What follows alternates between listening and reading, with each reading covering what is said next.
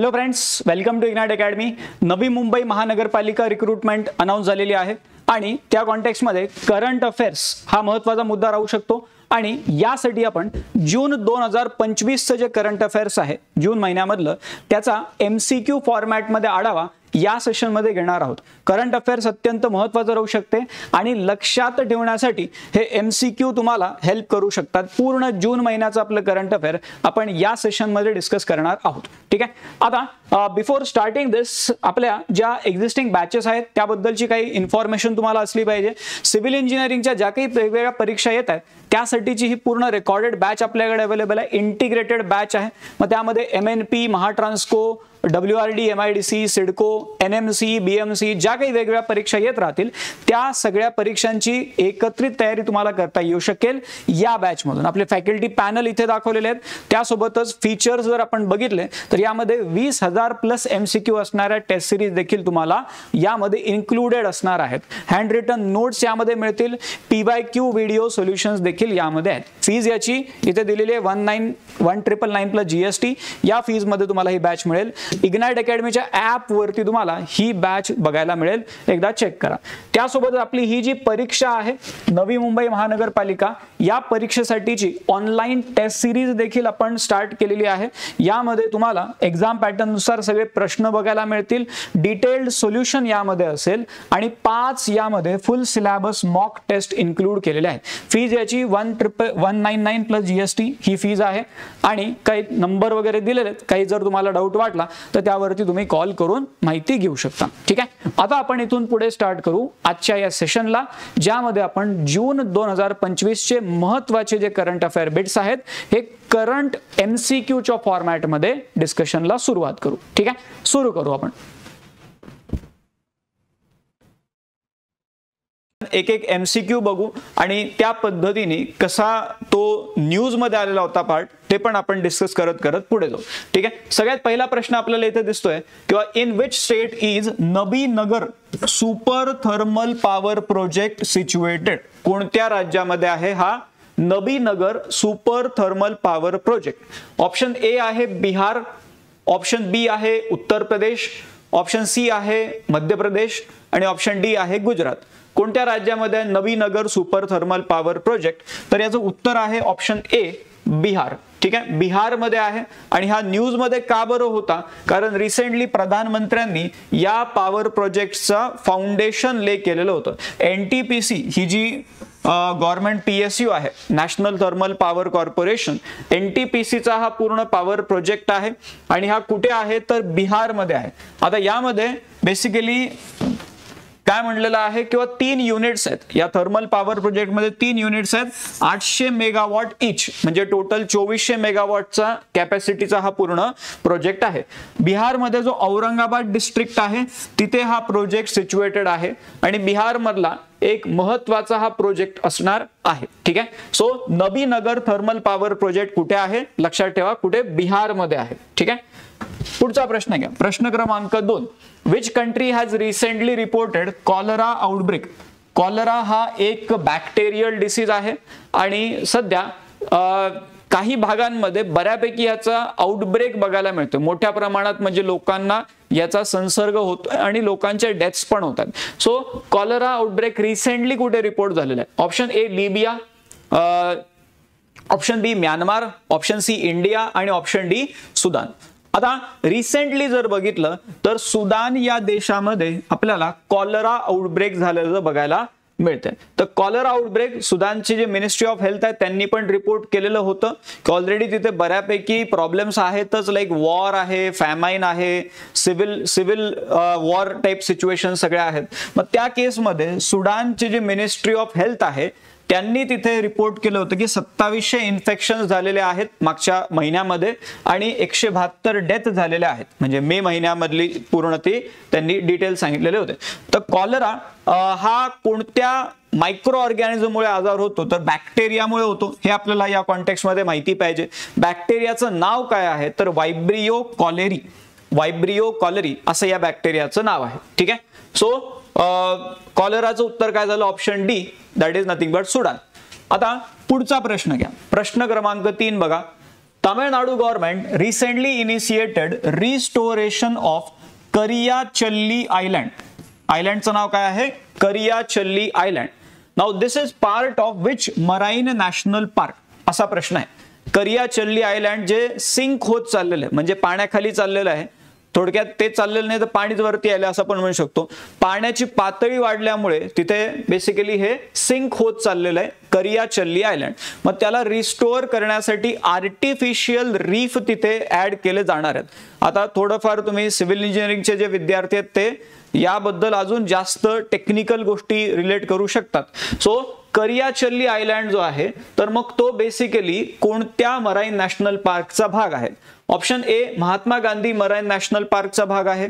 Option B gulf of Mannar marine national पार्कचा भाग आहे. त्यानंतर option C Gahirmatha marine wildlife सँच्युरी आणि चौथा आहे राणी झाशी मराईन नॅशनल पार्क. आता इथे तामिळनाडूमध्ये एकच मराईन नॅशनल पार्क आहे, ते म्हणजे gulf of Mannar marine national park आणि हे करियाचल्ली आयलँड हे त्या मराईन नॅशनल पार्कचा भाग आहे. ठीक आहे. तर मग तामिळनाडू गव्हर्नमेंटनी हा इनिशिएटिव्ह स्टार्ट केलेला आहे आणि ह्याला एक प्रोजेक्टला नाव पण आहे. नाव काय बघा, the Tamil Nadu sustainably harnessing ocean resources project, TN shore. TN म्हणजे तामिळनाडू आणि शोअर, TN शोअर प्रोजेक्ट असं त्याचं नाव आहे. ऑगस्ट महिन्यापासून हे काम सुरू होणार आहे आणि त्यामध्ये मग ते सी ग्रास जिथे लावणार आहेत, त्यानंतर मग ओव्हरऑल कशा पद्धतीने आर्टिफिशियल रीफ तिथे तयार करता येतील त्याबद्दलही ते इथे काम करणार आहेत. ठीक आहे. सो तिसरा झाला तुमचा प्रश्न हा. पुढचा प्रश्न बघा, प्रश्न क्रमांक 4. In which north eastern state was Calotes zolaiking. नाव बघा एकदा, Calotes zolaiking, a rare species of garden lizard, एक प्रकारचा सरडा आपण म्हणू शकतो, गार्डन लिझार्ड, रिसेंटली स्पॉटेड. तर कॅलॉट्स झोलाइकिंग नावाचा हा जो लिझार्ड आहे हा कोणत्या नॉर्थ ईस्टर्न स्टेट मध्ये रिसेंटली स्पॉट करण्यात आला? ऑप्शन ए आसाम मध्ये, ऑप्शन बी मेघालया, ऑप्शन सी सिक्कीम आणि ऑप्शन डी नागालँड, असे 4 ऑप्शन आहेत. सो कॅलॉट्स झोलाइकिंग हे कोणत्या राज्यामध्ये स्पॉट झालेलं आहे? तर हे रिसेंटली तुमचं मेघालयामध्ये स्पॉट झालेलं आहे. कुठे? मेघालयामध्ये. सो कॅलॉट्स झोलाइकिंग हे एक रेअर स्पेसी आहे लिझार्डची, जे मेघालयामध्ये स्पॉट झालेला आहे आणि बाकी इथे गोष्टी दाखवलेल्याच आहेत. किंवा Meghalaya being part of Indo Burma biodiversity hotspot, त्यामुळे इथे अशा प्रकारच्या बऱ्याचशा स्पेसीज रेग्युलरली सापडत राहतात. आता या स्पेसीला तिथे एकतर आयडेंटिफाय केलेला आहे कोणी, तर हर्पेटोलॉजिस्टनी. इथे एक शब्द आलेला आहे, हर्पेटोलॉजी म्हणजे काय असते? हर्पेटोलॉजी जसं बायोलॉजी, त्यानंतर मग आपण म्हणलं की बायोटेक्नॉलॉजी, तसं हे हर्पेटोलॉजी काय असते? तर हर्पेटोलॉजी म्हणजे स्टडी ऑफ रेप्टाइल्स. ठीक आहे, स्टडी ऑफ रेप्टाइल्स. आणि मग हे कॅलॉट झोलाइकिंग काय, तर एक प्रकारचं रेप्टाइल आहे, तर ती स्टडी यांनी केलेली होती आणि त्यानंतर मग ह्याची डिस्कव्हरी झालेली होती. सो कॅलॉट झोलाइकिंग कुठे? तर मेघालयामध्ये आहे. हे अशा प्रकारचा दिसणारा एकदम रेअर असा तो सरडा इथे आपल्याला दिसतोय. ठीक आहे. So this is Calotes zolaiking. ठीक आहे. क्वेश्चन नंबर 5 घ्या. What is the name of scheme introduce to strengthen link between telecom sector and public? Recently एक स्कीम जी बरीच चर्चेमध्ये होती, त्या स्कीमचं नाव काय आहे? Which was introduced to strengthen the link between telecom sector and public. Option A आहे संचार मित्र स्कीम, ऑप्शन बी आहे भारत बंधू योजना, ऑप्शन सी आहे कम्युनिकेशन इंटर्नशिप स्कीम आणि ऑप्शन डी आहे telecom technology development fund. So कोणता रिसेंटली स्कीम इंट्रोड्यूस झालेली आहे? तर त्या स्कीमचं नाव आहे संचार मित्रा स्कीम. संचार मित्रा स्कीम हे न्यूज मध्ये का होतं? कारण Sanchar Mitra scheme was launch to improve that communication आणि त्यामधून मग ते बेसिकली काय करणार होते, तर एक डायरेक्ट कम्युनिकेशन प्रोव्हाइड करण्यासाठी प्लॅटफॉर्म ते क्रिएट करणार आहेत for users to address telecom related grievances. काही जर प्रॉब्लेम असेल त्यासाठी एक प्लॅटफॉर्म. त्यासोबतच याचा focus cyber security awareness create करण्यावरती देखील असणार आहे. असं पूर्ण जी स्कीम आहे त्याचं नाव आहे संचार मित्र स्कीम. ठीक आहे. ऑप्शन काय आहे? ऑप्शन ए हे त्या प्रश्नाचं राईट आन्सर आहे. Then question number 6. Amolops Shillong recently in news belongs to which animal species. आता असं तर विचारणार नाही ते की एमोलॉप्स शिलाँग नावाचा स्पेसी कुठे सापडला, कारण शिलाँग आहे मेघालयामध्ये, त्यामुळे लगेच लक्षात येऊन जाईल, मग जरा जास्त सोपा होऊन जाईल प्रश्न. इथे काय म्हणता येते की एमोलॉप्स शिलाँग हा जो स्पेसी आहे हा नेमका कोणत्या प्राण्याचा स्पेसी आहे. एमोलॉप्स शिलाँग. ऑप्शन ए स्पायडर आहे, ऑप्शन बी फिश आहे, ऑप्शन सी फ्रॉग आणि ऑप्शन 4 म्हणजे डी आहे अँट. सो काय आहे एमोलॉप्स शिलाँग काय आहे, तर हा एक बेडूक आहे. ठीक आहे, फ्रॉग आहे. एमोलॉप्स शिलाँग नावाचा बराच रेअर अशा प्रकारचा तो बेडूक आहे जो बेसिकली आता मेघालयामध्ये तिथे डिस्कवर केला गेलेला होता. ठीक आहे, सो एमोलॉप्स शिलाँग कसा दिसतो, तर एमोलॉप्स शिलाँग हा अशा प्रकारचा आहे. ठीक आहे, दिस इज एमोलॉप्स शिलाँग. असे कितीतरी फ्रॉग स्पेसीज आपल्याला भारतामध्ये पूर्ण वर्षभर जर बघितलं तर बरेचसे फ्रॉग स्पेसी भारताच्या वेगवेगळ्या भागांमधून आपल्याला सापडतात. त्यापैकी हा एक फ्रॉग आहे, त्याचं नाव आहे एमोलॉप्स शिलाँग. पुढचा प्रश्न आहे प्रश्न क्रमांक 7. In which state Nal Sarovar wild life सँच्युरी located. Nal Sarovar option A आहे राजस्थानमध्ये, ऑप्शन बी मध्य प्रदेश, ऑप्शन सी गुजरात आणि ऑप्शन डी आहे उत्तराखंड. तर नाल सरोवर वाईल्ड लाईफ सँच्युरी कुठे आहे, इवन हे वेटलँड साईट पण आहे रामसारमध्ये. सो कुठे आहे, नाल सरोवर येत आहे गुजरातमध्ये. ठीक आहे, गुजरातमध्ये. सो नाल सरोवर वाईल्ड लाईफ सँच्युरी गुजरातमध्ये अहमदाबादच्या जवळ आपल्याला ही बघायला मिळते. आणि इथे बेसिकली एक पक्षी, रेअर पक्षी इथे सापडला होता, त्यामुळे हे चर्चेमध्ये होतं. सो बरेचसे असे मायग्रेटरी बर्ड्स इथे येत राहतात नाल सरोवर लेक जी वेटलँड साईट आहे त्या भागामध्ये. आता इथे रिसेंटली एक रेअर आर्क्टिक सी बर्ड आलेला होता, त्या पक्षाचं नाव होतं सॅबाइन्स गल. सॅबाइन्स गल, आणि तो या भागामध्ये स्पॉट केल्या गेल्यामुळे ही पूर्ण सँच्युरी चर्चेमध्ये होती. आता हा पक्षी भारतात पहिल्यांदाच रेकॉर्ड झालेला आहे का, तर 2013 मध्ये लास्ट रेकॉर्ड केला गेला होता केरळमध्ये, त्यानंतर पहिल्यांदा नाल सरोवर मध्ये तो रेकॉर्ड झालेला आहे. त्यामुळे हा पूर्ण भाग चर्चेमध्ये होता. हा सॅबाइन्स गल हा पक्षी आहे बघा, इथे आर्क्टिकच्या भागामधून आलेला हा पक्षी आहे, म्हणजे लांबून आलेला आहे, आणि त्यामुळे हे सगळं चर्चेमध्ये होतं. पुढचा प्रश्न घ्या, प्रश्न क्रमांक 8. Which country was first to use laser weapon to shoot down enemy drones? पहिली कंट्री कोणती होती ज्यांनी लेझर वेपनचा वापर केला होता. Option A Russia. Laser weapon कशासाठी, तर ड्रोन शूट डाऊन करण्यासाठी. तर ऑप्शन ए आहे रशिया, ऑप्शन बी आहे इस्रायल, त्यानंतर ऑप्शन सी आहे युक्रेन आणि ऑप्शन डी आहे चायना. कोणता देश होता, तर रिसेंटली इस्रायलने असा पूर्ण एक तिथे एक्सपेरिमेंट केला होता, पूर्ण त्यांचं जे काही इश्यू चालू आहे त्यामध्ये. So Israel became the first country in the world to use laser weapon to successfully shoot down enemy drones. आणि त्यांनी पूर्ण ती एक laser based air defence system बनवलेली आहे, त्याचं नावही लक्षात ठेवा, आयर्न बीम. आयर्न बीम या सिस्टीमचा वापर करून त्यांनी हे केलेलं आहे. जे कोणी डेव्हलप केलेलं आहे, तर ती एक कंपनी आहे तिथली, राफेल ॲडव्हान्स्ड डिफेन्स सिस्टीम यांनी बनवलेली आयर्न बीम नावाची ही सिस्टीम आहे. आणि ते मग एनिमी ड्रोन्स वगैरे शूट डाऊन करण्यासाठी त्याचा वापर तिथे केला जाऊ शकतो. ऑल्सो जे शॉर्ट रेंज थ्रेट्स आहेत त्यांना न्यूट्रलाइज करण्यासाठी, त्यासोबतच रॉकेट्स त्यांना तिथे थांबवण्यासाठी, मॉर्टार्सला थांबवण्यासाठी आणि UAV म्हणजे ड्रोन्सला थांबवण्यासाठी याचा वापर केला जाऊ शकतो. तर कोणी केलं पहिल्यांदा वापर, तर इस्रायलने केला. ठीक आहे, पुढचा प्रश्न, प्रश्न क्रमांक 9.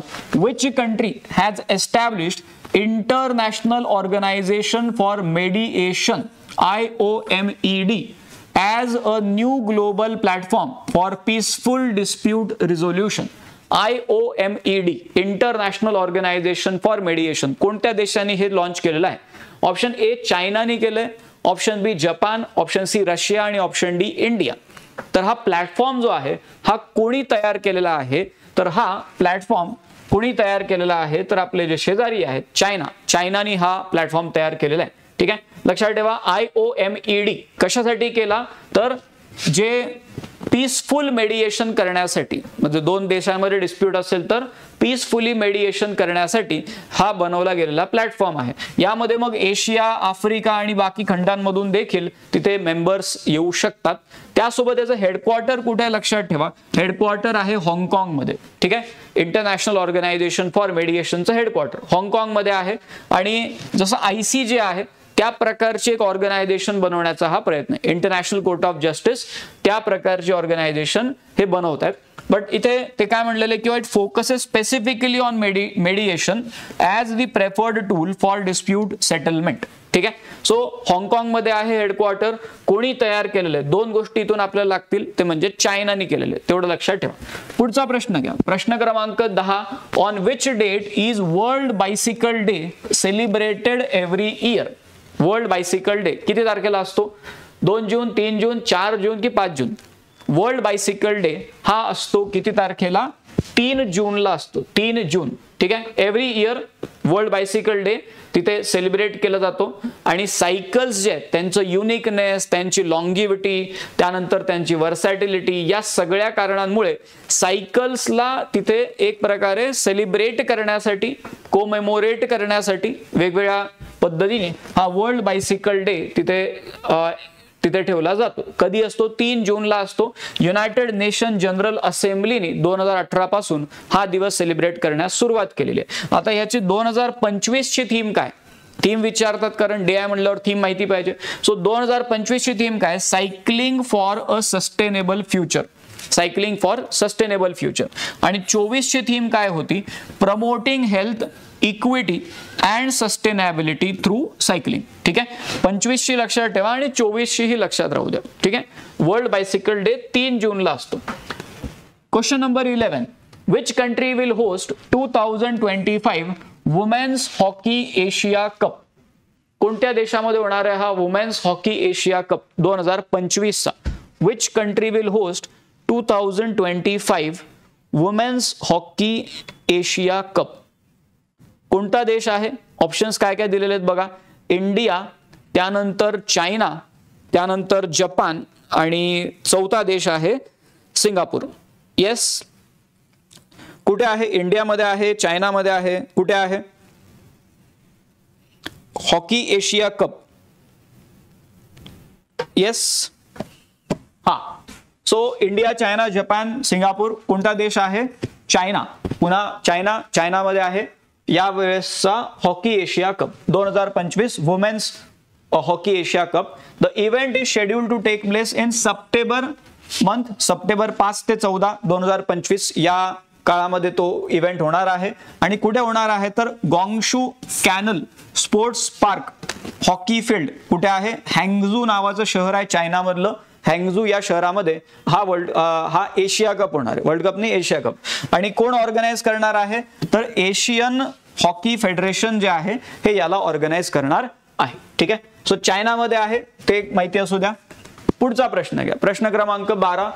Which is world's tallest railway arch bridge recently inaugurated by prime minister of India? Prime minister of India. Civil इंजिनिअरिंगच्या परीक्षांमध्ये अशा प्रकारचे प्रश्न नक्की विचारले जाऊ शकतात कारण ओव्हरऑल तुमच्या फील्डच्या रिलेटेड बऱ्यापैकी या गोष्टी आहेत. लाईक ह्या तुमच्या टेक्निकल पार्टमध्ये पण तुम्ही आर्च ब्रिज वगैरे असे शब्द ऐकलेले असणार आहेत. सो जगातला सगळ्यात उंच रेल्वे आर्च ब्रिज प्राईम मिनिस्टरनी इनॉग्रेट जो केलेला आहे तर तो कुठे आहे किंवा कोणता आहे?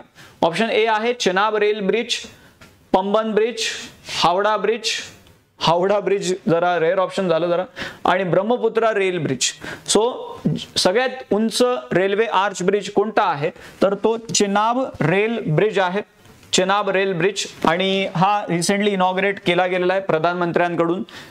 सगळ्यात उंच आहे, चेनाब नदीवरती आहे. रिसी डिस्ट्रिक्ट जे आहे जम्मू काश्मीर मधलं तिथे हा ब्रिज आहे.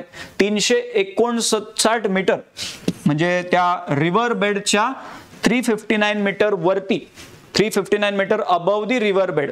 आणि आयफेल टॉवर सोबत याला कम्पेअर केलं गेलेलं आहे. 35 मीटर उंच आहे. 35 metre taller than the Eiffel tower in Paris. ठीक आहे. अजून एक काय माहिती पाहिजे यामध्ये, हा एक प्रोजेक्टचा भाग आहे. Udhampur Srinagar Baramulla rail link. ठीक आहे. या प्रोजेक्टचा तो भाग आहे आणि यामुळे कनेक्टिव्हिटी बऱ्या प्रमाणामध्ये इथे बूस्ट होणार आहे. So you can see this. हे एक प्रकारचा असा आर्च आहे आणि हा चेनाब रेल ब्रिज इथे दाखवलेला आहे. म्हणजे बराच उंचीवरती हा रेल्वे ब्रिज आहे. ठीक आहे. खालून ती नदी वाहताना दिसते. पुढचा प्रश्न घ्या. प्रश्न क्रमांक 13. Which countries were elected as non-permanent members of United Nations Security Council for the year 2025? UNSC. कोणते कंट्रीज इलेक्ट झालेले आहेत? India, Australia, Bangladesh, Russia, France. दुसरा ऑप्शन आहे Bahrain, Colombia, democratic republic of Congo, त्यानंतर लाटविया आणि लिबेरिया, त्यानंतर Georgia, Belarus, India, Denmark, Armenia आणि चौथा ऑप्शन आहे चिली, पोलंड, पेरू, रवांडा आणि स्वीडन. येस, कोणते नॉन परमनंट मेंबर्स आहेत? तर हे एकदाच सगळे एक बघून ठेवा किंवा टोटल आपण त्याचं उत्तर तर बी आहे, पण टोटल आपल्याला पूर्ण सेटअप माहिती पाहिजे. युनायटेड नेशन सिक्युरिटी काउन्सिल मध्ये किती? 15 मेंबर्स असतात. किती? 15 मेंबर. त्यापैकी 5 असतात परमनंट आणि 10 असतात नॉन परमनंट, जे 2-2 वर्षासाठी तिथे टर्म त्यांची राहते. ठीक आहे. सो आता याच्यामध्ये 5 परमनंट मेंबर्स कोणते कोणते आहेत? तर चायना, फ्रान्स, रशिया, UK आणि US हे 5 झाले परमनंट. आणि टोटल जे 10 नॉन परमनंट मेंबर्स आहेत ते 2-2 वर्षासाठी इलेक्ट होत राहतात. पण असं आहे किंवा प्रत्येक वर्षी 5 बाहेर निघतात, नवीन 5 येत राहतात. राईट. सो त्या केसमध्ये 2025 साठी जर बघितलं तर कोण कोण आहे? अल्जेरिया, त्यानंतर गयाना, त्यानंतर सिएरा लिओन, त्यानंतर स्लोवेनिया आणि रिपब्लिक ऑफ कोरिया. हे 5 2025 वाले झाले. आणि त्यानंतर 26 साठी जर बघितलं तर डेन्मार्क आहे, पाकिस्तान, पनामा, त्यानंतर ग्रीस आणि सोमालिया. हे 2026 पर्यंत आपल्याला बघायला मिळणार. सो हे 10 जे आहेत हे नॉन परमनंट मेंबर्स आहेत, ते आपल्याला तिथे माहिती पाहिजे. पुढचा प्रश्न घ्या. प्रश्न क्रमांक 14. In which Indian state is Bannerghatta national park situated? Bannerghatta national park कुठे आहे? ओडिशा, सिक्कीम, कर्नाटक आणि अरुणाचल प्रदेश. आता हे नॅशनल पार्क जे आहे हे रिसेंटली न्यूज मध्ये पण होतं. कुठे आहे? कर्नाटकामध्ये आहे. न्यूज मध्ये कशासाठी होतं? तर इथे एक झेब्राची डेथ झालेली आहे. जसं इथे बानेरघट्टा नॅशनल पार्क आहे तसं इथे बानेरघट्टा बायोलॉजिकल पार्क देखील आहे. आणि मग त्या बायोलॉजिकल पार्क मध्ये तिथे एक झेब्राची डेथ झालेली होती. झेब्राचं नाव होतं काव्या नावाचं झेब्राची डेथ झालेली तिथे. ठीक आहे. आता बानेरघट्टा नॅशनल पार्क बेंगलोरच्या जवळ आपल्याला बघायला मिळते. 1970 मध्ये एस्टॅब्लिश केलं गेलेलं आहे आणि बऱ्यापैकी रिच बायोडायव्हर्सिटी वाला रिजन आहे. Also this is non for its butterfly park. ठीक आहे. बटरफ्लाय पार्क जे one of first of its kind in India. बाकी असं जास्त कुठे नाही असं. बटरफ्लाय पार्क आहे इथं कुठे? बानेरघट्टामध्ये, कर्नाटका. ठीक आहे. पुढचा प्रश्न क्रमांक 15. Which organisation is responsible for managing the national automated fingerprint identification system NAFIS in India? So कोणती ऑर्गनायझेशन या सिस्टीमला चालवते? ऑप्शन ए आहे CBI, central bureau of investigation. Option B आहे national crime records bureau. Option C आहे intelligence bureau आणि option D आहे ministry of home affairs. तर या सिस्टीमला कोण चालवते? तर नॅशनल क्राईम रेकॉर्ड्स ब्युरो या सिस्टीमला चालवतात, NCRB. आणि हे Nafis NAFIS national automated fingerprint identification system हे NCRB चालवते. मिनिस्ट्री ऑफ होम अफेअर्सच्या अंडर हे येते. आता रिसेंटली मिनिस्ट्री ऑफ होम अफेअर्सनी या सिस्टीम रिलेटेड काही गाईडलाईन्स रिवाइज केलेल्या होत्या, त्यामुळे हे चर्चेमध्ये होतं. म्हणजे त्यांनी बेसिकली काय केलेलं आहे तर मिनिस्ट्रीने रिवाइज केलेलं आहे process for capturing biometrics of illegal migrants on the foreigner identification portal under this NAFIS system. तर मिनिस्ट्रीने काय केलेलं आहे थोडंफार ते प्रोसेस रिवाइज केलेली आहे. आता आधी काय होत होतं किंवा सेंट्रलाइज्ड पूर्ण फिंगरप्रिंट स्कॅनर्स कलेक्ट केले जात होते. But ministry of home affairs आता काय म्हणते? It now mandates the use of district level scanners via immigration visa foreigner registration tracking systems district police module. आता आधी जे डायरेक्टली सेंट्रलाइज सिस्टीम होती, आता काय म्हटलं जाते की डिस्ट्रिक्ट लेवल स्कॅनर्स तुम्ही वापरा आणि हे डिस्ट्रिक्ट पोलीस मॉड्यूल जे आहे या सिस्टीमचा वापर करून तुम्ही काय करा तर तिथे पूर्ण ते जे स्कॅनर्स वापरून तुम्ही त्या इलिगल मायग्रंट्सचे बायोमेट्रिक्स तिथे घ्या. ठीक आहे. सो ही पूर्ण प्रोसेस थोडीफार रिवाइज झालेली आहे. आता एवढं आपल्याला विचारणार नाही, बट आपल्याला मेन हे तरी माहितीच पाहिजे किंवा हे कोणाचं आहे तर हे NCRB द्वारे चालवलं जाणार आहे, मिनिस्ट्री ऑफ होम अफेअर्सच्या अंडर. ठीक आहे. So next question number 16. Who has been appointed as part-time member of 16th Finance Commission of India? Recently कोणाला अपॉइंट केलं गेलं पार्ट टाइम मेंबर म्हणून? ऑप्शन ए आहे टी रविशंकर, त्यानंतर ऑप्शन बी आहे Poonam Gupta, option C आहे स्वामीनाथन जानकीरामम, त्यानंतर ऑप्शन डी आहे एम राजेश्वर राव. सो कोणाला अपॉइंट केलं गेलं रिसेंटली पार्ट टाइम मेंबर म्हणून? आता हे अपॉइंटमेंट्स वगैरे पण आपल्याला माहिती पाहिजे. याचं उत्तर आहे ऑप्शन ए टी रविशंकर. ठीक आहे. हे PIBच्या पेजवरती हे डिटेल्स पण आपल्याला दिसतात. 7 जून 2025 ची बातमी होती. Shri T Ravishankar appointed as part time member of 16 finance commission, आणि जे basically deputy governor reserve Bank of इंडियाचे आहेत आणि ते 16 फायनान्स कमिशनचे पार्ट टाइम मेंबर झालेले आहेत. आता अजून एक मुद्दा काय, किंवा 31 ऑक्टोबर 2025 पर्यंत इथे हे कमिशन काम करणार आहे. आणि बाकी अजून इथे गोष्टी काय सांगितलेल्या आहेत इथे बघा. 16 फायनान्स कमिशन चे जे हेड आहेत किंवा चेअरमन आहेत ते कोण आहेत? Doctor Arvind Panagariya, former vice chairman of NITI Aayog, chairman आहेत त्याचे. आणि त्यानंतर अजून काही गोष्टी आपल्याला दिलेल्या आहेत, किंवा 31 ऑक्टोबर 2025 पर्यंत हे रिकमेंडेशन सबमिट करणार आहेत आणि 5 वर्षाचा पूर्ण त्यांचा कार्यकाळ सुरू होईल 1 एप्रिल 2026 पासून, म्हणजे त्या रिकमेंडेशन्सला इम्प्लिमेंट करण्यासाठीचा. ठीक आहे. सो ह्या काही डिटेल्स आहेत फायनान्स कमिशन बद्दलच्या. 16th फायनान्स कमिशन अगेन हे पण आपल्याला माहिती पाहिजे अंडर कॉन्स्टिट्यूशन ऑफ इंडिया कोणत्या आर्टिकल मध्ये हे सांगितलेलं आहे. सो आर्टिकल कोणता आहे तुम्ही पण सांगा कमेंट मध्ये, कोणत्या आर्टिकलच्या अंडर फायनान्स कमिशन बनवलं जाते. ठीक आहे. आणि कोण बनवते फायनान्स कमिशनला? पुढचा प्रश्न आहे क्रिकेटवरचा प्रश्न आहे बघा. Piyush Chawla who recently announced his retirement is associated with which sports? आता रिसेंटली विराट कोहलीने पण रिटायरमेंट अनाउन्स केलेली, पण असा प्रश्न विचारतील का ते की विराट कोहली कोणता स्पोर्ट्स खेळतो म्हणून? बिकॉज पूर्ण जगाला माहिती असेल. बट पियुष चावला हे पण पूर्ण जगाला माहिती असणार आहेत असं नाही, बट तुम्हाला माहिती आहे का सांगा, किंवा कोणत्या स्पोर्ट्स ते खेळतात? Football, hockey, basketball, cricket. Piyush Chawla photo बघून लक्षात येते बघा, पियुष चावला हे क्रिकेट प्लेयर आहे. ठीक आहे. Cricket player recently retirement announce केली. क्रिकेटवरती स्पोर्ट्सवरती अजून एक प्रश्न आहे. Which Indian player has been inducted into ICC cricket hall of fame 2025? Recently कोणाला इंडक्ट केलं गेलेलं आहे? Option A Suresh Raina, option B MS Dhoni, option C Virat Kohli, option D Rohit Sharma. आता यावर्षी हॉल ऑफ फेम जो आहे ICCचा त्यामध्ये कोणाकोणाचं नाव आलेलं आहे? तर कोणाकोणाचं नाव आलेलं आहे? तर एक तर आपल्याला हाशिम आमला, साऊथ आफ्रिकेचे जे क्रिकेटर होते त्यांचं नाव आलेलं आहे. मॅथ्यू हेडनचं नाव आहे, डॅनियल विटोरीचं नाव आहे. त्यानंतर अजून बघितलं तर काही वुमेन्स क्रिकेटरची नाव आहेत. इंडियामधून नाही आहे, पण एक पाकिस्तानमधून सना मीर नावाचे वुमेन क्रिकेटर जे आहेत त्यांचं नाव आहे त्यामध्ये. आणि इंडियामधून जर बघितलं तर कोणाचं नाव आहे? तर MS धोनी. ठीक आहे. MS धोनी यांचं नाव आहे हॉल ऑफ फेम मध्ये. इथे आपल्याला दाखवलेलं आहे MS Dhoni inducted in the ICC hall of fame from 2025 list. ठीक आहे. Question number 19.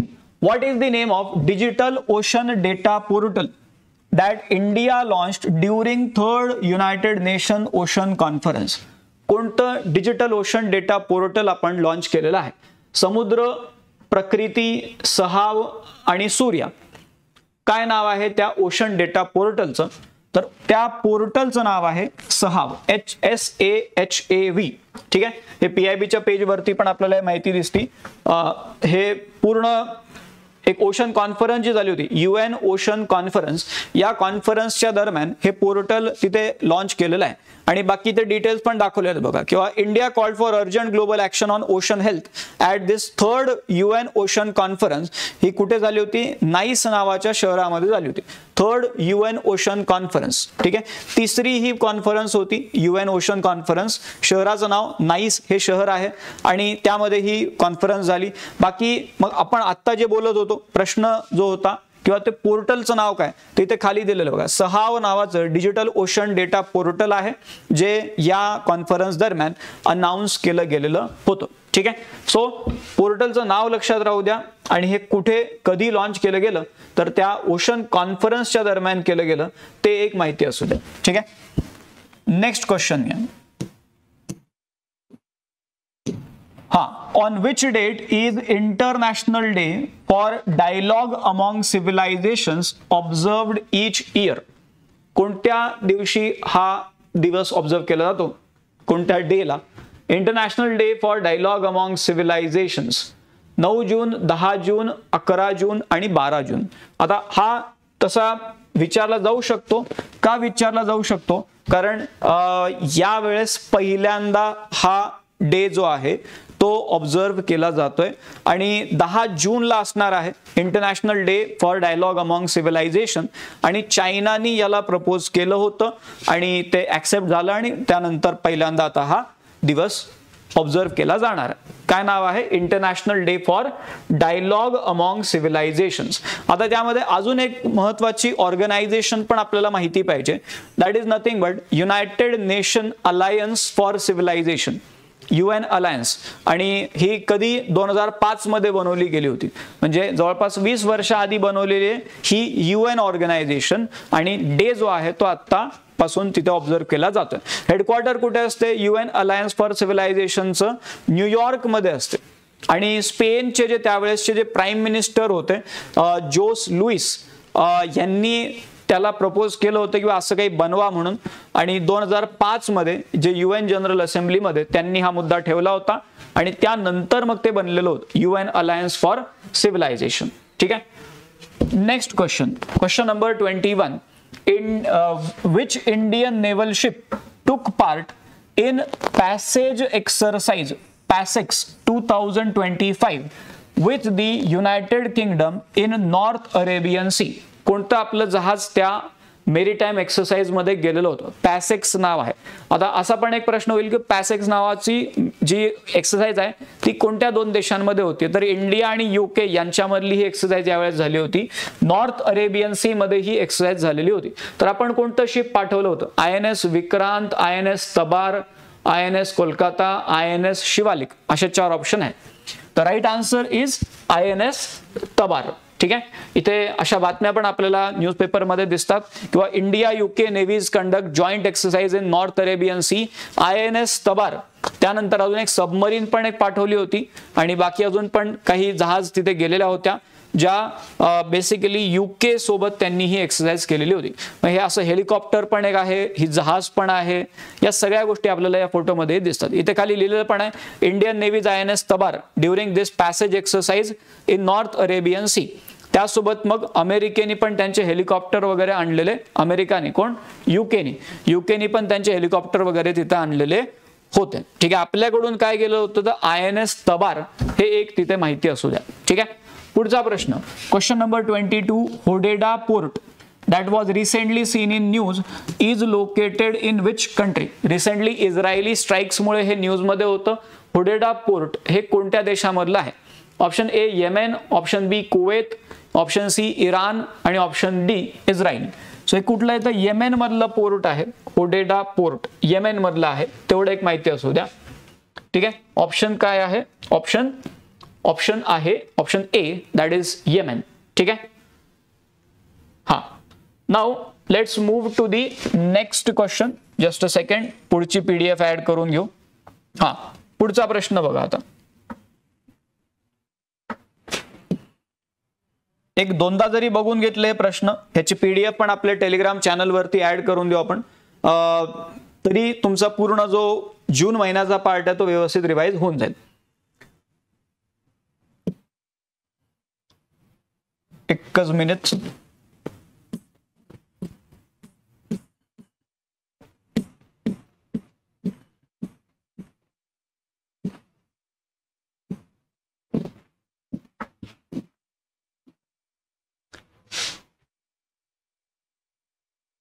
होडेडा पोर्ट कुठे होतं?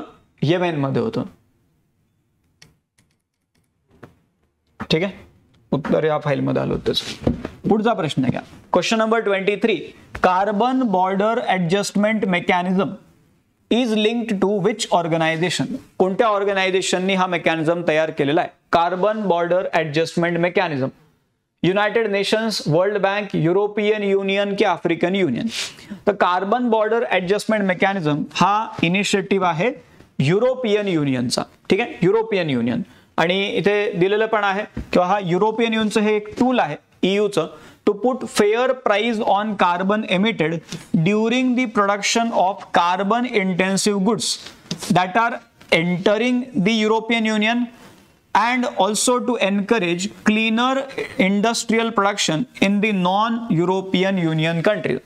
म्हणजे ते काय करतील तर एक प्रकारे ॲडिशनल चार्ज लावतील on the goods that are entering into European union if they are carbon intensive goods. म्हणजे ते जास्त एमिशन जर तिथे होत असतील तर त्यावरती ॲडिशनल तिथे काय करणार आहेत ते फेअर प्राइस तिथे लावणार आहेत. To put a fair price on carbon emitted during production of such carbon intensive goods. जेणेकरून नेक्स्ट टाइम जे लोक युरोपियन युनियनमध्ये वस्तू पाठवतील ते कार्बन एमिशन कसे कमी होतील असा विचार करून बनवून पाठवतील. का? कारण ते ॲडिशनल प्राइस तिथे लागते. ठीक आहे, युरोपियन युनियनचा हा इनिशिएटिव्ह आहे, ते एक माहिती असू द्या. नेक्स्ट क्वेश्चन नंबर 24 बघा. सोलार ऑर्बिटर हे बरंच आता गाजतंय. सोलार ऑर्बिटर जे आहे it is a collaborative mission between which two space agencies.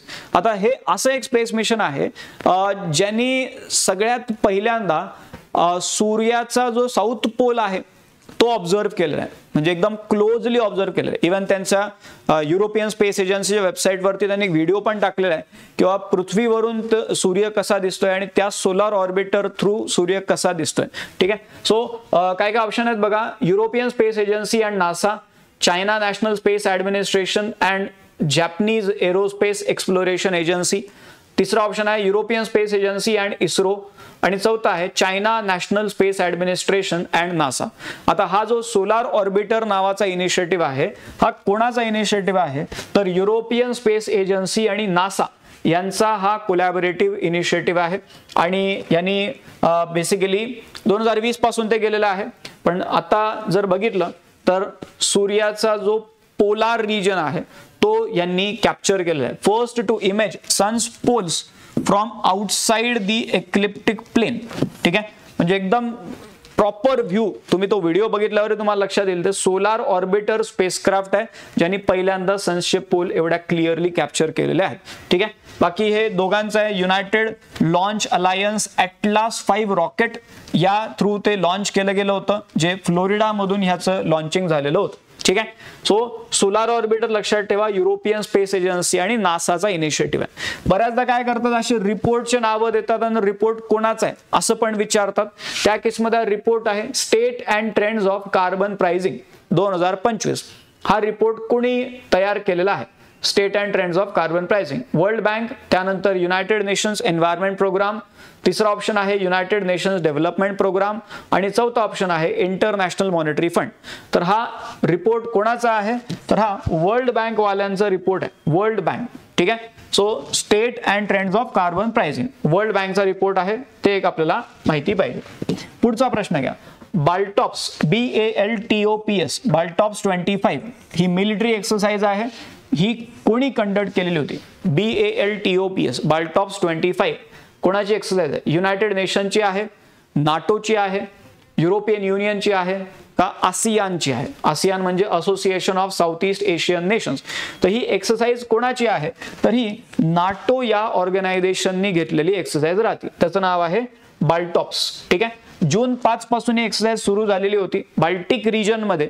Baltic region म्हटल्यावरती ते जे देश आहेत ना तिकडे लाटविया त्यानंतर लिथुआनिया हे जे देश आहेत, सो बाल्टिक रिजन, सो त्या भागासाठीची ही पूर्ण मेरीटाईम फोकस्ड एक्सरसाइज आहे. बाल्टॉप्स नावाची कोणाची असते तर नाटो कंडक्ट करते त्याला.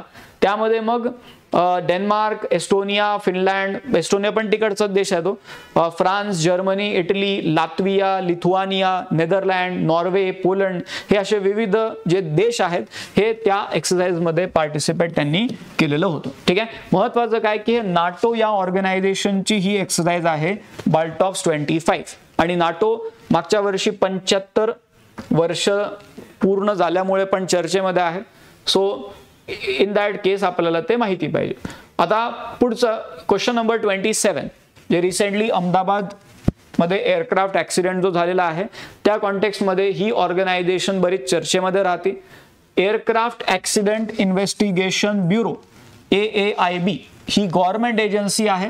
कोणत्या मिनिस्ट्रीच्या अंडर हे काम करतात, म्हणजे एअरक्राफ्ट ऍक्सिडेंट झाल्याच्या नंतर त्याचं इन्व्हेस्टिगेशन यांच्याद्वारे होते. म्हणजे इव्हन ब्लॅक बॉक्सचं जे पूर्ण स्टडी जो केला जातोय तो यांच्या अंडरच केला जातो. ठीक आहे. सो ही कोणत्या मिनिस्ट्रीच्या अंडर येते? Ministry of home affairs, ministry of civil aviation, ministry of defence आणि ministry of science and technology. Easy आहे. आन्सर आहे option B, ministry of civil aviation. ठीक आहे. इथे दाखवलेलं बघा, एअरक्राफ्ट ऍक्सिडेंट इन्व्हेस्टिगेशन ब्युरो आणि कोणत्या मिनिस्ट्रीच्या अंडर आहे तर मिनिस्ट्री ऑफ सिव्हिल एव्हिएशन. पुढचा प्रश्न question number 28. 137th meeting of offshore security coordination committee OSCC was held in which location? Recently he meeting झाली होती ऑफशोर सिक्युरिटी कोऑर्डिनेशन कमिटीची. ही कुठे झालेली होती? न्यू दिल्ली, चेन्नई, हैदराबाद की बेंगलोर? 137th मीटिंग होती. कुठे झालेली होती तर ही आपल्या कॅपिटलमध्येच न्यू दिल्लीमध्ये ही मीटिंग झालेली होती. आणि ही मीटिंग जी आहे ही न्यू दिल्लीमध्ये कधी 12 जून 2025 ला ही मीटिंग झालेली होती. मीटिंग कोणाच्या थ्रू घेतली गेलेली आहे तर इंडियन कोस्ट गार्ड यांची ही मीटिंग असते. Meeting aim to review the preparedness and effectiveness of security of India's offshore installations. जे आपले ऑफशोर इन्स्टॉलेशन्स आहेत त्याच्या सिक्युरिटी बद्दलची मीटिंग होती. आणि त्यानंतर मग वेगवेगळे रिस्पॉन्स मेकॅनिझम्स कसे अजून डेव्हलप करता येतील त्यावरती त्या मीटिंग मध्ये चर्चा झाली. Next question number 29. Which organisation has introduced Samarth नावाचं एक इन्क्युबेशन प्रोग्राम आहे. कोणत्या ऑर्गनायझेशनने इंट्रोड्यूस केलेला आहे? To promote startups in telecom and ICT sector, information and communication technology sector. So कोणत्या ऑर्गनायझेशननी समर्थ नावाचा हा प्रोग्राम बनवलेला आहे to promote startups in telecom and ICT sector? Option A आहे नीति आयोग, ऑप्शन बी आहे Bharat Sanchar Nigam limited BSNL, option C आहे ministry of electronics and information technology आणि ऑप्शन डी आहे centre for development of telematics म्हणजे C. सो कोणती organisation आहे तर answer याचं असणार आहे C. ठीक आहे. इथे पूर्ण PIBच्या पेजचा फोटो पण दिलेला आहे. मार्च मधलं तसं आहे हे, बट नेहमी चर्चेमध्ये राहते त्यामुळे लक्षात राहू द्या. Centre for development of telematics launches Samarth a cutting edge incubation program for startups in telecom and ICT sector. 19 March 2025 ला हा प्रोग्राम त्यांनी तिथे लॉन्च केलेला होता. कोणी केलेला आहे तर centre for development of telematics. ठीक आहे. उत्तर काय पाहिजे? Option D. Next question number 30. The Shongtong Karcham hydroelectric project, Shongtong Karcham hydroelectric project हा कोणत्या राज्यामध्ये आहे? पंजाब, उत्तराखंड, हिमाचल प्रदेश आणि उत्तर प्रदेश. रिसेंटली जे हिमाचल प्रदेशचे चीफ मिनिस्टर आहेत त्यांनी डायरेक्टली एक डेडलाईन दिलेली आहे की या तारखेपर्यंत हा प्रोजेक्ट पूर्ण कंप्लीट झालाच पाहिजे. राईट. कारण बराच स्टॉल्ड प्रोजेक्ट आहे. कुठला तर हिमाचल प्रदेश मधला आहे शॉन्गटॉंग कारचाम असं त्या हायड्रो इलेक्ट्रिक प्रोजेक्टचं नाव आहे. तिकडचे जे चीफ मिनिस्टर आहेत सुखविंदर सिंग सुखू यांनी या साईटला व्हिजिट केलेलं होतं. हिमाचलमध्ये किन्नौर डिस्ट्रिक्ट मधली ही साईट आहे. 450 मेगावॉटचा हा हायड्रो पॉवर प्रोजेक्ट आहे. नोव्हेंबर 2026 ची डेडलाईन तिथे दिली गेलेली आहे. 1000 करोडचा जवळपास अॅन्युअली तिथे रेव्हेन्यू स्टेटला जनरेट होऊ शकतो आणि म्हणजे तेवढं सेव्हिंग होऊ शकते. अशा पद्धतीचा हा प्रोजेक्ट आहे. हिमाचल प्रदेश मधला आहे. शॉन्गटॉंग कारचाम असं त्या प्रोजेक्टचं नाव आहे. Next question number 31.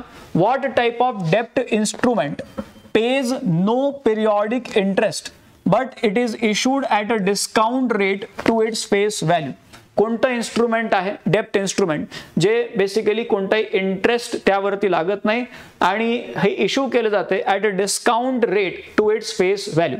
आता हे जे अशा प्रकारचे प्रश्न आहेत तसं एक्सपेक्ट केलं जाणार नाहीये किंवा हे येतील परीक्षेमध्ये, कारण बरेच कोअर इकॉनॉमी वाले प्रश्न आहेत त्यामुळे आपण त्याला स्किप करू शकतो.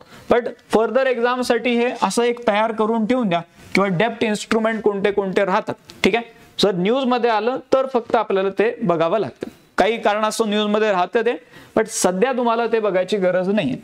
सो पुढचा प्रश्न बघा, in which Indian state is Nandur Madhmeshwar wildlife सँच्युरी लोकेटेड? ठीक आहे, कोणत्या राज्यामध्ये हे आपल्याला माहिती असेल. नांदूर माधमेश्वर आपलं रामसर वेटलँड साईट पण आहे रामसरची, आणि कुठे आहे तर आपल्याकडे महाराष्ट्रामध्ये नाशिक जवळ आहे. राईट, रिसेंटली तिथे बस सर्व्हिस सुरू केली गेली होती, त्यामुळे पण ते न्यूज मध्ये होतं. नांदूर माधमेश्वर वाईल्ड लाईफ सँच्युरी कुठे आहे तर ही महाराष्ट्रामध्ये आहे. ठीक आहे, सो 32 चा आन्सर आहे ऑप्शन सी.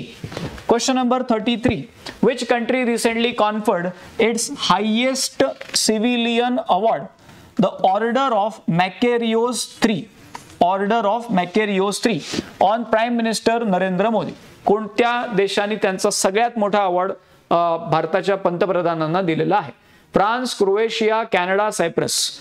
कोणता देश आहे तर हा मेडिटेरेनियन सी मध्ये असणारा आयलँड कंट्री सायप्रस, त्यांनी हा अवॉर्ड दिलेला आहे प्राईम मिनिस्टर नरेंद्र मोदी यांना. ठीक आहे, सो हे लक्षात राहू द्या. हायेस्ट अवॉर्ड्स कोणी कोणी दिलेले रिसेंटली, एकतर तिथे मॉरिशियस मध्ये एक अवॉर्ड असंच मिळालेला आहे, त्यानंतर श्रीलंकेमध्ये देखील असाच एक अवॉर्ड मिळालेला आहे. ठीक आहे, then question number 34, what is the name of cyber security exercise recently initiated by defence cyber agency? Cyber security exercise जे रिसेंटली कंडक्ट केली गेली पुण्यामार्फत, डिफेन्स सायबर एजन्सी मार्फत, त्याचं नाव काय? सायबर सुरक्षा, ऑपरेशन फायरवॉल, सायबर चाणक्य आणि नन ऑफ दी अबव. काय नाव आहे त्या इनिशिएटिव्हचं? डिफेन्स सायबर एजन्सीचा इनिशिएटिव्ह होता, इनिशिएटिव्हचं नाव होतं सायबर सुरक्षा. ठीक आहे, सो 34 आन्सर काय आहे? ऑप्शन ए. हे PIBच्या पेजवरती 16 जूनची ही बातमी पण आपल्याला इथे दिसती, किंवा नाव काय दिलेलं आहे इथे, नाव आहे बघा, पहिले झालेलं आहे सायबर सुरक्षा, comprehensive cyber security exercise by defence cyber agency under the aegis of headquarters integrated defence staff commenced on 16 June 2025. बाकी गोष्टी दिलेल्या आहेत, पण मुद्दा काय किंवा सायबर सुरक्षा असं त्या एक्सरसाइजचं नाव होतं, conducted by defence cyber agency. Next question number 35, which country officially became partner country? Member नाही बरं, पार्टनर कंट्री नावाचा वेगळा एक प्रकार आहे. ब्रिक्सची पार्टनर कंट्री रिसेंटली कोणती कंट्री झालेली आहे? जून 2025 मध्ये ऑफिशियली पार्टनर कंट्री म्हणून कोणाला अनाउन्स केलं गेलं? ऑप्शन ए आहे व्हिएतनामला, ऑप्शन बी आहे इंडोनेशिया, ऑप्शन सी आहे ताजिकिस्तान आणि ऑप्शन डी आहे रवांडा. कोणता देश आहे पार्टनर कंट्री झालेला? व्हिएतनाम. काय उत्तर आहे?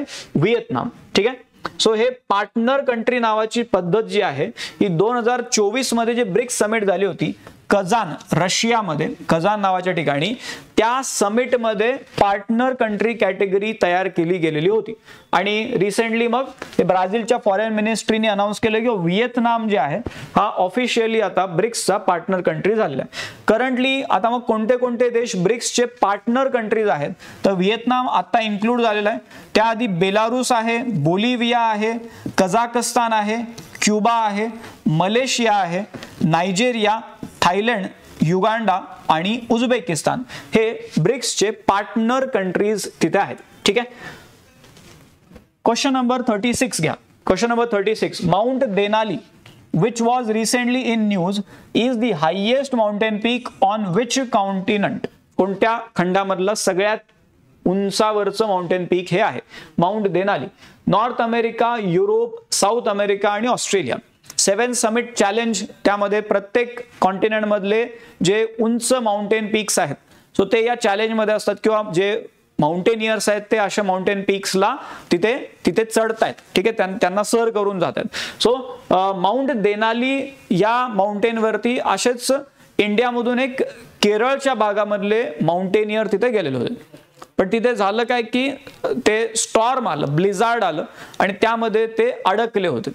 मग त्यांनी मग तिथे सॅटेलाइट मेसेज, तिथे सॅटेलाइट SOS सिस्टीम जी असते त्याद्वारे मेसेज पाठवला आणि त्यानंतर मग तिथे रेस्क्यू एफर्ट्स केले गेले आणि त्यांना तिथून बेस कॅम्प पर्यंत तिथे आणलं गेलं. ठीक आहे, सो यामुळे हे चर्चेमध्ये होतं माउंट देनाली. सो हे कुठे आहे तर हे नॉर्थ अमेरिकेमधलं आहे.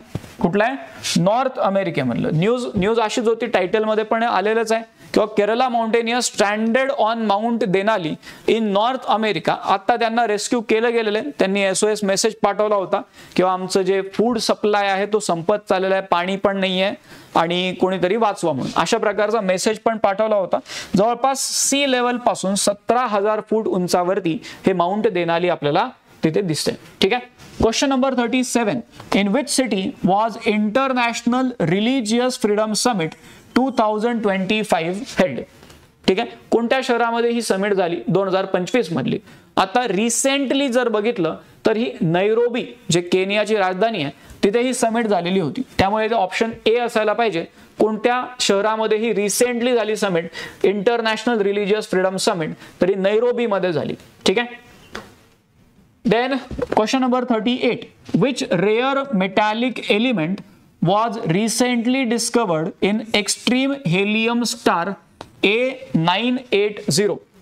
Extreme helium star A980. So कुठे हे रिसेंटली डिस्कवर केलं गेलं होतं? कोणतं मेटॅलिक एलिमेंट आहे जे रिसेंटली डिस्कवर झालेलं आहे?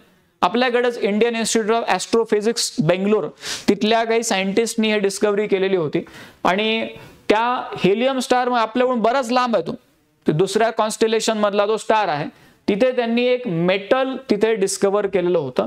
ऑप्शन ए आहे मर्क्युरी, ऑप्शन बी आहे झिंक, ऑप्शन सी आहे जर्मॅनियम आणि ऑप्शन डी आहे लिथियम. सो कोणतं रेअर मेटॅलिक एलिमेंट डिस्कवर झालेलं आहे? तर जर्मॅनियम हे मेटॅलिक एलिमेंट तिथे डिस्कवर केलं गेलं. ठीक आहे. सो इथे आपल्याला बातमी पण अशी दिसते किंवा IIA म्हणजे इंडियन इन्स्टिट्यूट ऑफ ॲस्ट्रोफिजिक्स, तिथले जे सायंटिस्ट आहेत त्यांनी न्यू काइंड ऑफ स्टेलार केमिस्ट्री डिस्कवर केलेली आहे. तर कॉन्स्टेलेशनचं नाव आहे ओफियोकस. ओफियोकस नावाचं कॉन्स्टेलेशन आहे. तिथे एक स्टार आहे, त्याचं नाव आहे A980. त्या स्टार वरती जवळपास आपल्यापासून बघितलं तर 25,800 लाईट इयर्स एवढ्या अंतरावरती तो स्टार आहे आणि मग तिथे त्यांनी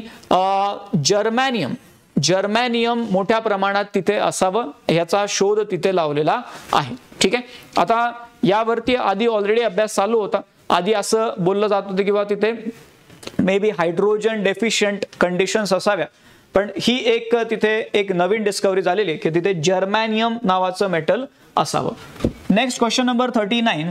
which city is hosting the 4th international conference on financing for development FFD4 2025 international conference on financing for development? कोणत्या शहरामध्ये होणार आहे?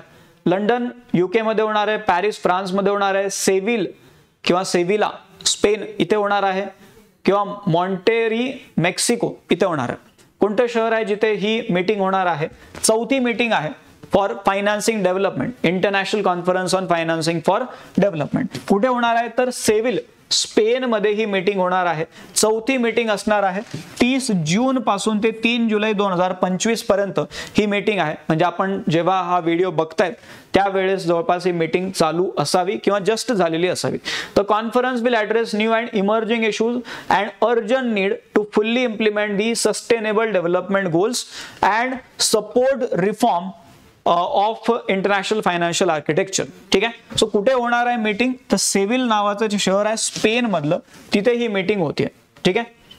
क्वेश्चन नंबर 40 घ्या. विच कंट्री होस्टेड कॉन्वेक्स 3 2025 मधलं हे जे एक्सरसाइज आहे कॉन्वेक्स नावाची, जी world largest nuclear emergency exercise मानली जाते, ही कोणत्या देशामध्ये होणार आहे? कॉन्वेक्स 3. रिसेंटली न्यूक्लिअर हा मुद्दा बराच चर्चेमध्ये आहे, त्यामुळे आपल्याला हे माहिती असलं पाहिजे की ही एक्सरसाइज कुठे होतीये. कॉन्वेक्स 3 नावाची. जर्मनी, जपान, US आणि रोमानिया.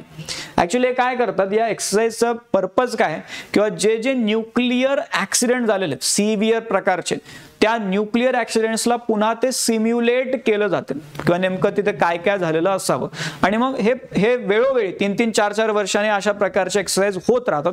कोण करत राहते एक्सरसाइज? तर IAEA इंटरनॅशनल ॲटॉमिक एनर्जी एजन्सीद्वारे या एक्सरसाइजेस होत राहतात. आणि यावर्षी रोमानिया मधला एक न्यूक्लिअर पॉवर प्लांट आहे, म्हणजे रोमानिया मधला एकुलता एक न्यूक्लिअर पॉवर प्लांट म्हणता येईल.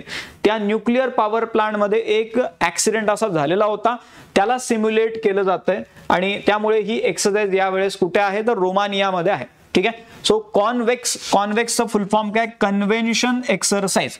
आणि यावेळेस ही exercise through international atomic energy agency ही कुठे होणार आहे, तर ही होणार आहे रोमानियामध्ये. तिकडे सेर्नावोडा न्यूक्लिअर पॉवर प्लांट आहे.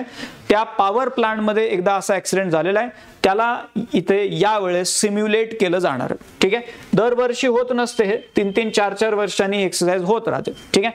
Then question number 41, Subarnarekha river originate from which location.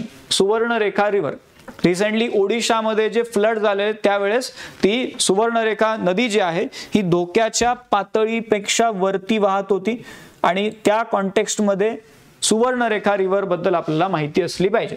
So ही नदी जी आहे ही कुठून ओरिजिनेट होती.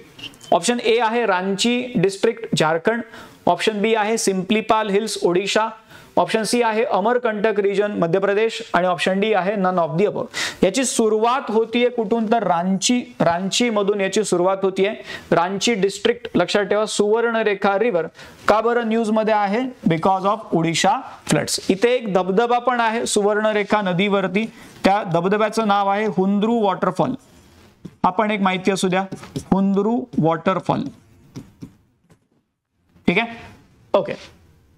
Then next question number 42, what is India's rank in the Global Gender Gap Index 2025 released by World Economic Forum. इंडियाचा rank या index मध्ये 2025 मध्ये काय, 121, 125, 131 आणि 115. आपल्या असे रँक आपल्याला माहिती असले पाहिजे. यावेळेस 131 रँक आहे आपला, 131.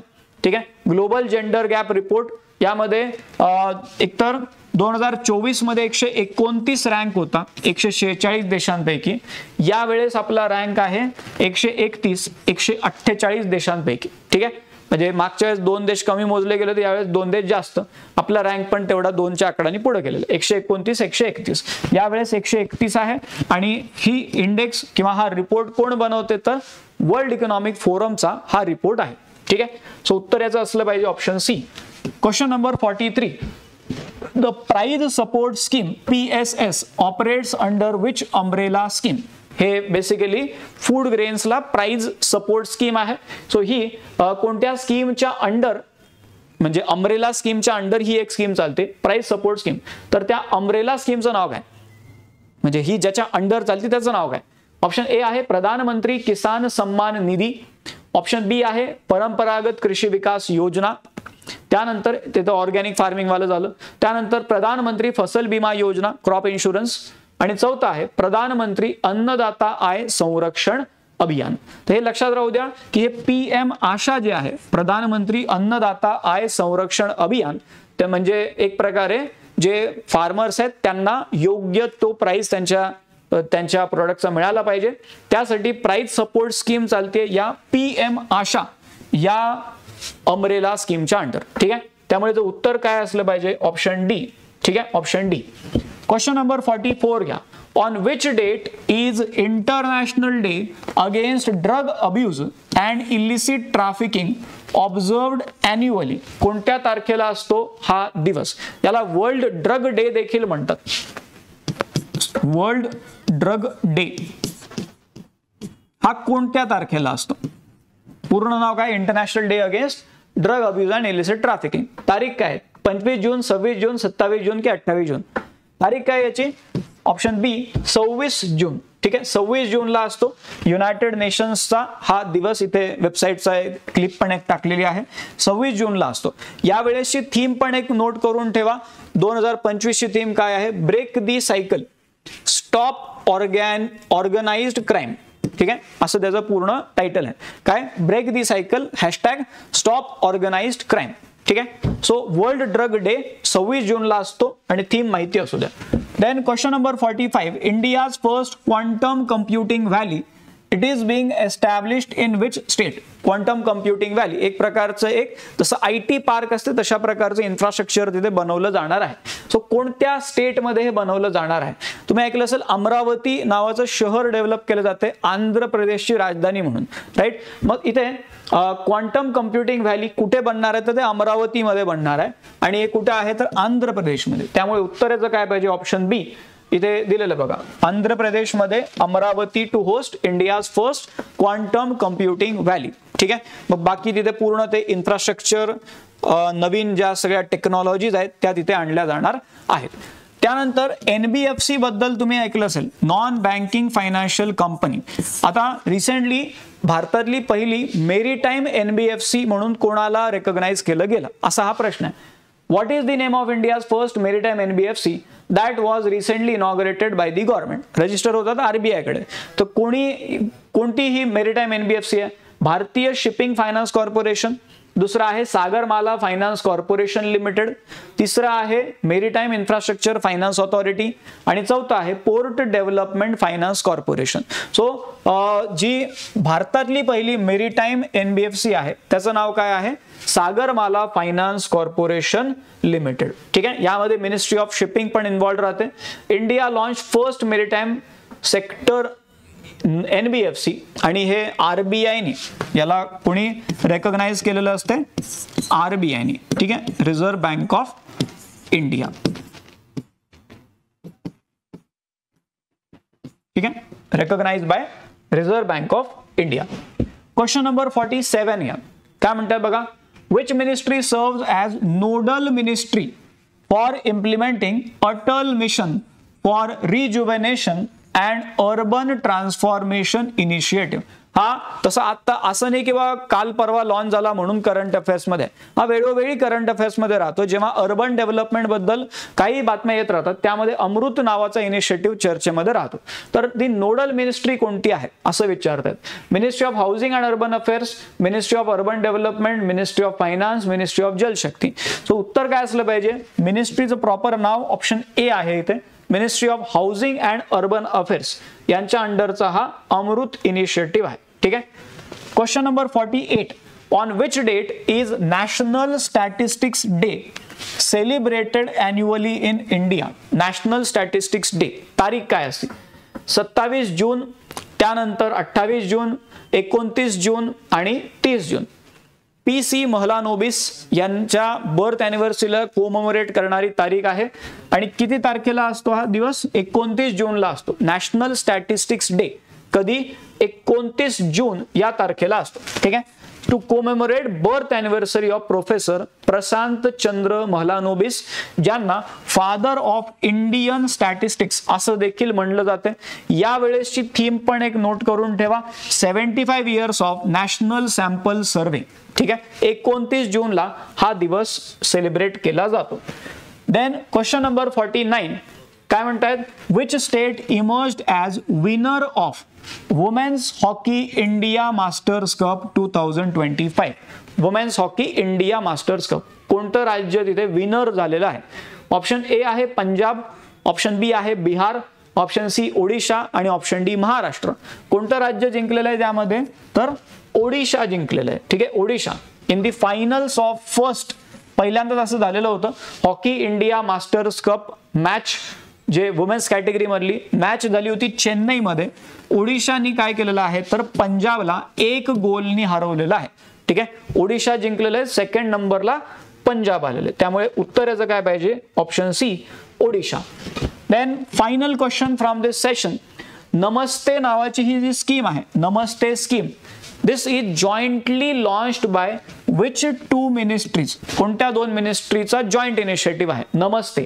Option A ministry of health आणि ministry of rural development, option B आहे ministry of environment and ministry of labour, option C आहे ministry of social justice and empowerment and ministry of housing and urban affairs, आणि option D आहे ministry of urban development and ministry of skill development. Right answer काय पाहिजे तर ministry of social justice empowerment आणि ministry of housing and urban affairs. इथे आपल्याला हे PIBचं एक कटिंग पण बघायला मिळते. नमस्तेचा फुल फॉर्म काय आहे बघा, नमस्तेचा फुल फॉर्म त्यावरून पण आपल्याला थोडीफार आयडिया येऊन जाईल की नेमकं काय असावं. तर national action for mechanised sanitation ecosystem, त्यालाच नमस्ते स्कीम म्हणतात. ठीक आहे, national action for mechanised sanitation ecosystem. आणि हा जॉईंट इनिशिएटिव्ह कोणाचा आहे तर मिनिस्ट्री ऑफ सोशल जस्टिस आणि ministry of housing and urban affairs आणि नॅशनल सफाई कर्मचारी फायनान्स अँड डेव्हलपमेंट कॉर्पोरेशन द्वारे याला इम्प्लिमेंट केलं जाणार. कोणाच्या अंडर आहे तर त्या मिनिस्ट्री आपण बघितल्या. कोण इम्प्लिमेंट करतंय तर नॅशनल सफाई कर्मचारी फायनान्स अँड डेव्हलपमेंट कॉर्पोरेशन.